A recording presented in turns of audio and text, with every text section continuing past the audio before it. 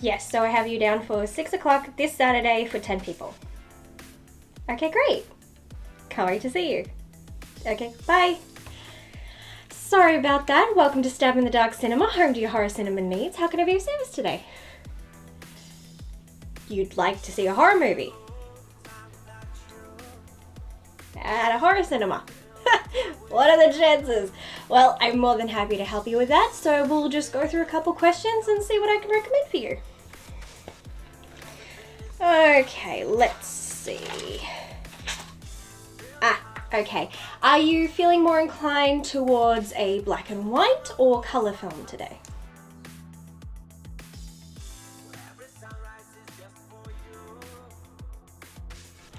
Black and white. Okay, great. I like where this is going. Would you prefer a classic black and white film, something more old school, or modern black and white?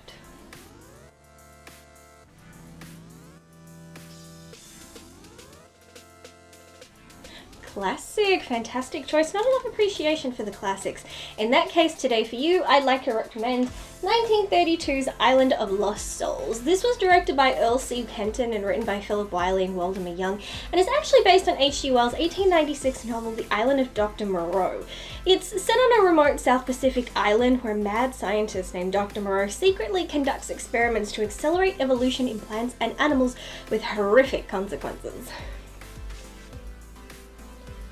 Look, you don't appear as though you need me to sell you on this, but for the record, I think this film is pretty good. The prosthetic work in it was incredible. It goes to show you don't need insane amounts of money and special effects to get the job done. I appreciate these older films and seeing how they use different tricks and techniques and how they were able to do so much with less than we have now. I enjoyed this film and there were some really good performances. Oh, wow, I should stop talking. Your film starts in 5 minutes in Cinema 1, so just head on in. If it's not satisfactory, just come back and we'll find something else for you. Ooh. Stab in the Dark Cinema, this is Ashley. How can I help you?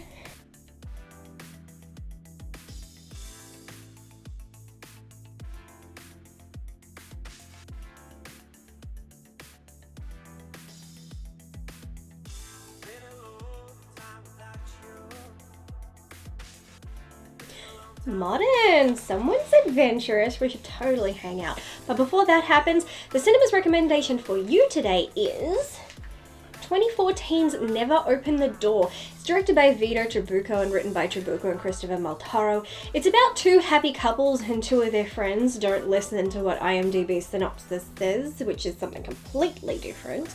Anyway, so these people who enjoy the holidays in a cozy, secluded cabin in the woods when they are suddenly interrupted by an unprecedented event that will forever change their lives. Anyway, that's all. Look, you really don't want to hear my thoughts on this one. Okay, but don't tell my boss, okay? She's an Aussie and can be a real bitch. Truth is, I hated this film. If it was me, I would not be recommending this to you. But you know, I got a job to do and maybe you'll like it. Don't take my word. Look, if you're an Eraserhead fan, then perhaps this will appeal to you, but this was a hard no from me. The acting in this film is terrible, the editing is inconsistent, and the fact it is in black and white adds nothing to the film. With some films, the choice to have them in black and white adds to a special atmosphere to the film. You can see it in films like A Girl Walks Home Alone at Night and A Floresta das Almas Perdidas. Had those films been in colour, something would have been lost. But this film feels like it does not benefit from black and white and is only done to make it appear more artistic than it is. Only during the last couple of minutes did the black and white feel appropriate. Can't say the plot or sequence of events made much sense to me either, but whatever. Anyway, your movie is playing in 30 minutes in Cinema 3. They're just finishing cleaning up, so once they're done, you can go right on in. And if it's not to your liking, you can just come back here and we'll find something else for you to watch. Enjoy your movie.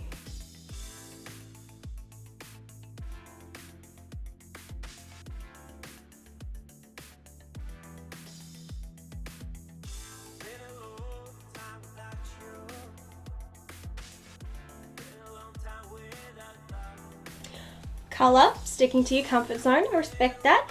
In that case, would you like a horror comedy or something way more serious with plenty of gore?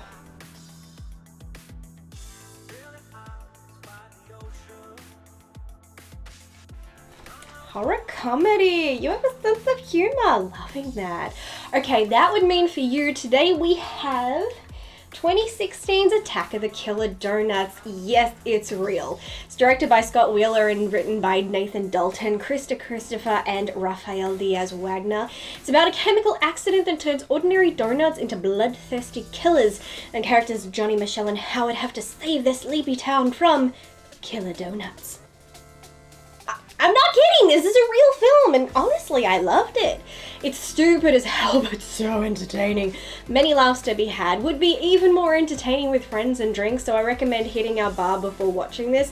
I mean, it succeeds at just being absurd fun, and I hope they make a sequel just so I can see a tagline that reads, "They're back, and this time, they're glazed."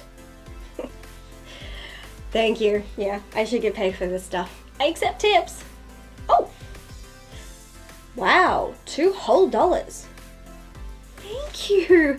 That's more money than I've had all week. I can finally get myself a bottle of Coke.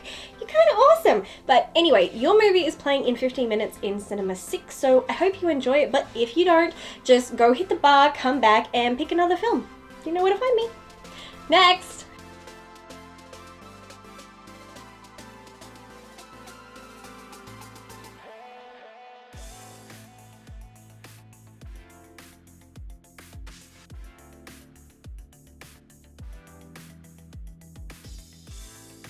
Gore.